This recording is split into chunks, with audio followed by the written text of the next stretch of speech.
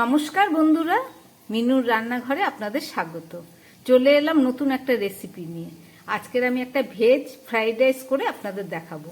তার জন্য এখানে এই যে 600 গ্রাম মতো বাসমতি রাইস আমি ভিজিয়ে নিয়েছি।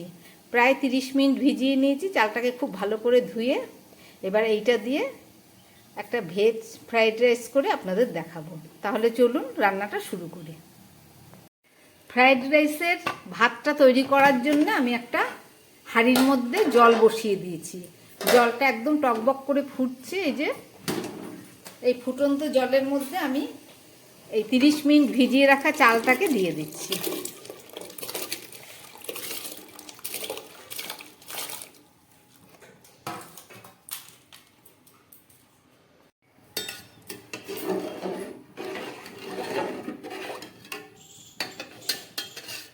চালটা দেয়া হয়ে গেল। এবার এই জলের মধ্যে আমি দুটো তেজপাতা দিয়ে দিচ্ছি। দিয়ে দিচ্ছি 4টে এলাচ, লবঙ্গ আর দারচিনি। সঙ্গে দিয়ে দিচ্ছি পরিমাণ মতো নুন।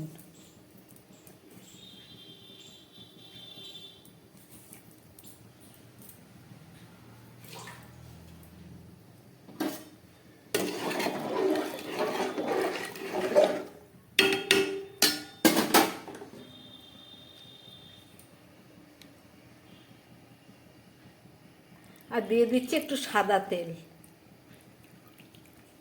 সব কিছু দিয়ে দিলাম। এবার এটাকে আমি 80 ভাগ রান্না করে নেব ভাতটাকে। চলুন ঢাকা দিয়ে দিই, ভাতটা ফুটে উঠুক, তারপরে দেখাচ্ছি।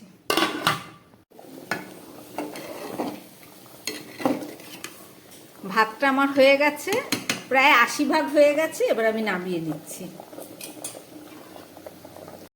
ফ্রাইড রাইসের ভাতগুলো আমি নামিয়ে নিয়েছি। খুব সুন্দর একদম ঝরঝরে ভাত হয়েছে। চলুন এটাকে আমি রান্না করে ফেলি। ভেজ ফ্রাইড রাইস করার জন্য আমি একটা কড়াই বসিয়ে দিয়েছি। তার মধ্যে দিয়ে দিচ্ছি পরিমাণ মতো ঘি।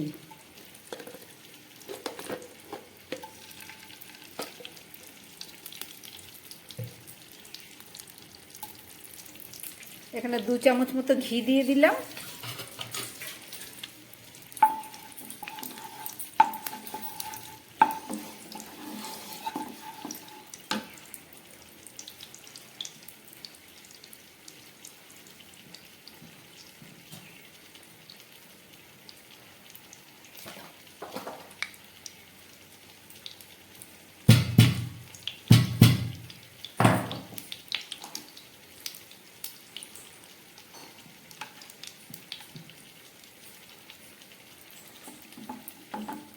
দিয়ে দিচ্ছি কিছুটা এলাচ আর লবঙ্গ।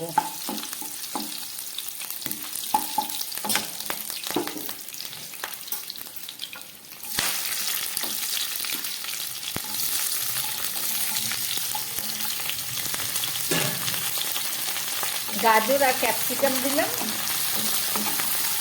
দিয়ে খুব ভালো করে এগুলোকে ভেজে নিচ্ছি।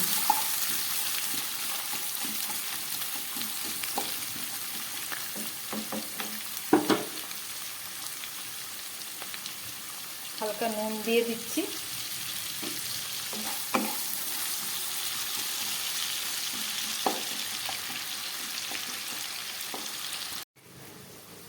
দিয়ে দিচ্ছি 2টো তেজপাতা আর দিয়ে দিচ্ছি আরেকটু এলাচ আর দারচিনি। এটা একটু থেতো করে দিচ্ছি।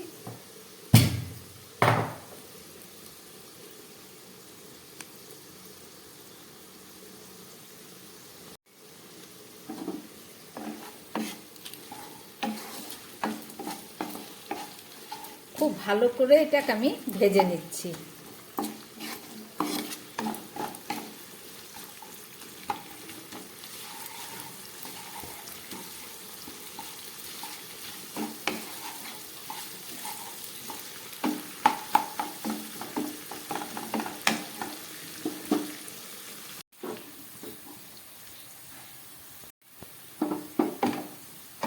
ক্যাপসিকাম গাজর খুব ভালো করে ভেজে নিলাম। এবারে আমি এই ভাতগুলো দিয়ে দিচ্ছি।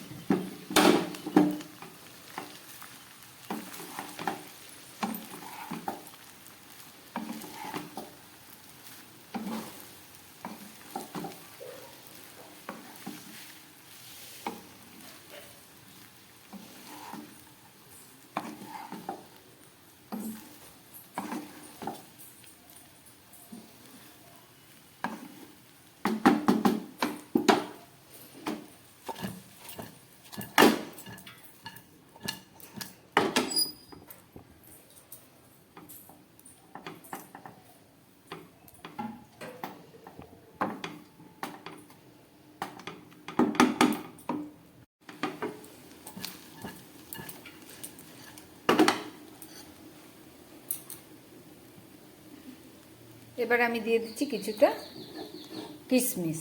কিশমিশটাকে ভিজিয়ে নিয়েছি।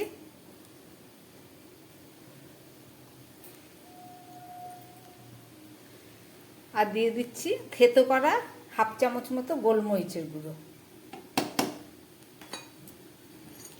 আবার একটু ভালো করে মিশিয়ে নিই।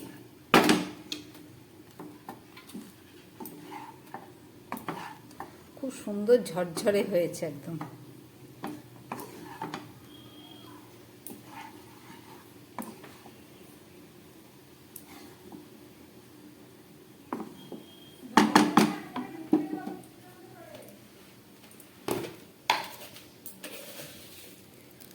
এবার দিয়ে দিচ্ছি একটু চিনি।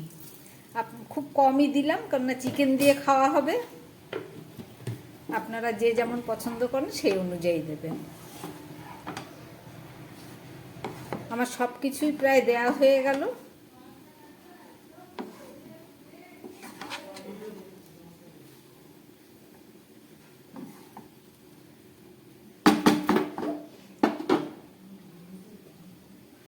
দু মিনিট গ্যাস কমিয়ে ঢাকা দিয়ে ভাপে রান্না করলাম। এবার ফেরত এলাম, ঢাকাটা খুলছি।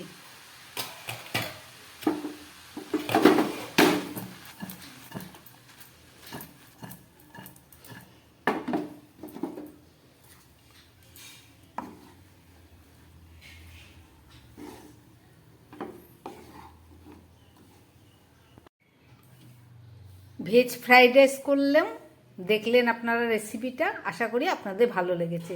এইভাবে আপনারাও একবার বানিয়ে খাবেন, দেখবেন দারুণ স্বাদ। আমার বানানো এই রেসিপি যদি ভালো লাগে তাহলে আমার চ্যানেলটাকে লাইক করবেন এবং সাবস্ক্রাইব করবেন। নমস্কার, সবাই সুস্থ থাকবেন, ভালো থাকবেন।